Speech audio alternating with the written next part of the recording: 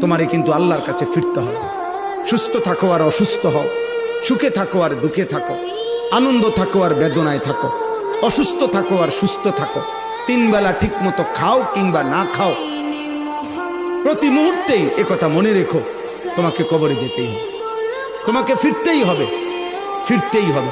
আমি আল্লাহর কাছে, ওয়া ইলাইহি তুহশারুন ওয়া ইলাইহি তুরজাউন ওয়া ইলাইহিল মাসির, ইলাইয়াল মাসির, ইলাল্লাহি মারজিউকুম জামিআ ওয়া আন্নাকুম ইলাইনা লা তুরজাউন।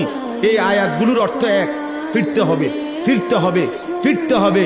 বান্দা আমার কাছে আসতে হবে, আসতে হবে।